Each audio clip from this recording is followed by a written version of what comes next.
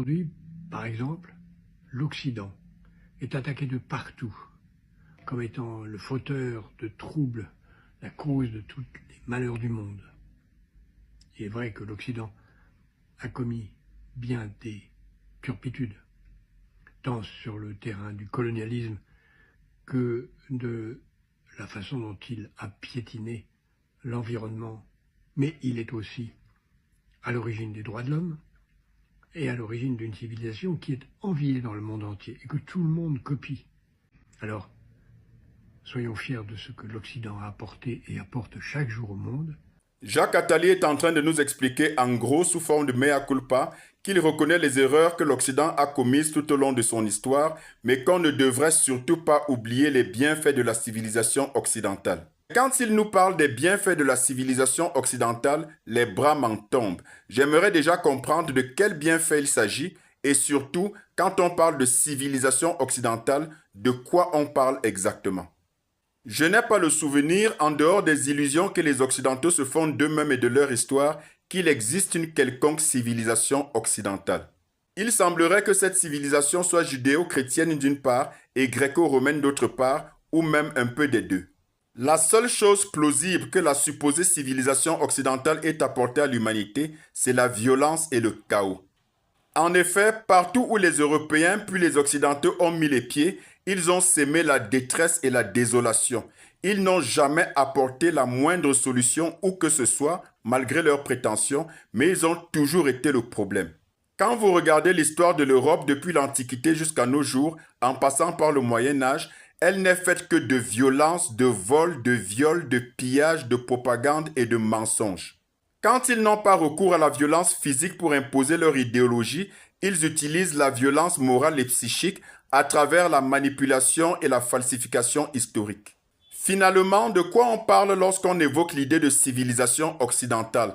Parce que, qu'il s'agisse de spiritualité, de science, de droits de l'homme ou d'environnement, tout ce qu'on attribue à l'Occident n'est que plagiat et imposture.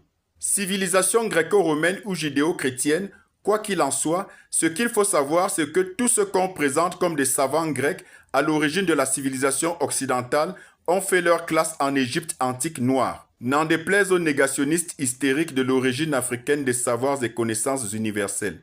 Sur le plan de la spiritualité, par exemple, la Trinité dans le christianisme correspond étrangement à la Trinité dans l'Égypte antique, c'est-à-dire plus de 2000 ans avant Jésus-Christ, et qui mettait déjà en scène Horus, Osiris et Isis. Mais ce n'est pas tout. Jésus serait né un 25 décembre, curieusement exactement la date évoquée pour la naissance d'Horus, mais il existe plein d'autres ressemblances aux allures de plagiat lorsqu'on rapproche l'histoire du christianisme à celle de la mythologie antique égyptienne. C'est entre autres le cas de la notion du sacrifice suprême pour sauver l'humanité, la résurrection ou encore le jugement dernier, qui sont toutes des notions qui existent déjà dans la mythologie égyptienne. Le problème avec les Occidentaux, c'est leur malhonnêteté intellectuelle viscérale qui consiste à penser que c'est quand ils posent les yeux sur quelque chose que cette chose commence par exister. Leur livre d'histoire nous raconte par exemple que ce sont eux qui ont inventé la démocratie à travers les Grecs au siècle de Périclès. Mais c'est une ineptie puisque, selon qu'ils présentent eux-mêmes comme le père de la démocratie, expliquent que le premier endroit où il est vu une organisation de type démocratique, c'était en Égypte antique. Et là, on parle d'environ 600 ans avant notre ère. Pareil pour Hérodote qu'il présente comme étant le père de l'histoire et qui pourtant atteste par ses écrits que les Égyptiens de l'Antiquité étaient de type négroïde. Ce qui n'empêche pas pour autant la mauvaise foi caractérisée de la secte des égyptologues racistes de continuer de répandre l'idée fausse d'une Égypte antique blanche. Il nous explique aussi que les grands savants blancs de l'Occident sont à l'origine de la médecine moderne. Ce qui est évidemment faux, puisqu'environ 900 ans avant Hippocrate, sur lequel les médecins font le serment, il y avait déjà Imhotep l'Égyptien, le véritable père de la médecine, qui était également architecte, écrivain, philosophe et conseiller du pharaon. Ce sont les mêmes occidentaux qui nous rabâchent les oreilles à longueur de journée et depuis le temps sur les questions relatives aux droits de l'homme, comme s'ils avaient une quelconque leçon à donner à qui que ce soit, eux qui bafouent les droits de l'homme à longueur de vie. La Charte des Nations Unies ou quelques autres documents sur les droits de l'homme et des libertés que l'Occident pense avoir inventés ne sont que de pâles copies de la Charte du Mandé qui est la toute première Charte des droits de l'homme et des libertés jamais écrite, et qui trouve son origine en 1236, c'est-à-dire au XIIIe siècle, dans l'Empire mandingue. On nous parle également des droits des femmes que l'Occident aurait appris aux Africains. Un autre énorme mensonge puisque depuis le temps, quand en Afrique, il y a plusieurs siècles de cela, les femmes participaient déjà aux décisions dans les royaumes, les empires et les chefferies. En Europe, les femmes étaient encore chosifiées et n'avaient voix au chapitre dans aucune sphère de la société. Elles étaient brûlées vives parce qu'accusées de sorcières et étaient victimes de toute forme d'humiliation et de sévices. Et la culture du patriarcat, il faut bien le savoir, est un héritage occidental à la faveur des périodes sombres de l'esclavage et de la colonisation. Même la notion de Dieu unique est une notion typiquement africaine. L'anémisme en Afrique, contrairement à la propagande mensongère occidentale, n'était pas d'adorer plusieurs dieux, mais de percevoir Dieu dans tout, comme une façon de le magnifier à travers tout ce qu'il a créé. Et c'est bien pour cela que les Africains n'ont pas eu besoin d'attendre les Occidentaux pour leur parler d'environnement et de protection de la nature. Vous devez par exemple savoir que le plus vieux vestige mathématique jamais trouvé au monde, c'est en Afrique, à savoir l'os d'Ishango, et qui daterait de plus de 20 000 ans.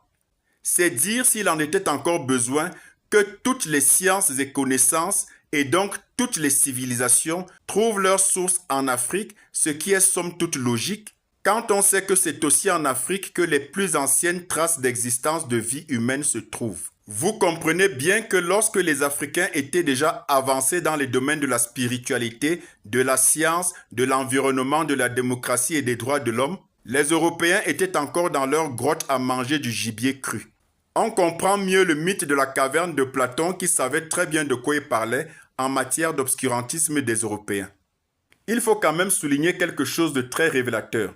C'est que l'Europe et l'Occident n'ont connu de grands savants qu'aux deux époques de l'histoire où ils ont côtoyé les Noirs. Vous pourrez difficilement me citer les savants européens du Moyen-Âge. Franchement, avec ça, je ne sais pas de quelle civilisation occidentale on veut parler.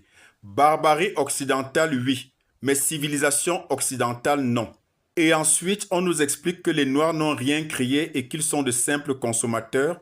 Tout au long de l'histoire et depuis l'Antiquité, comme on l'a vu, jusqu'à nos jours, les Africains ont toujours été au cœur des inventions significatives qui ont transformé le monde. Ce qu'il faut savoir, c'est que si vous pouvez voyager en train de façon sécurisée aujourd'hui, si vous pouvez avoir de la lumière grâce à une ampoule qui dure plus de 72 heures, s'il y a moins d'accidents de circulation dans les rues et que les piétons peuvent traverser la rue en toute sérénité, grâce aux feux de signalisation, si vous pouvez prendre l'ascenseur sans risque d'accident, si en cas de danger vous pouvez porter un masque à gaz, ou encore que vous pouvez vous faire opérer de la cataracte, sachez que tout ceci c'est bel et bien grâce à des Noirs, malgré tous les efforts depuis le temps pour les invisibiliser. L'idée de civilisation occidentale est une fiction, une supercherie, une imposture.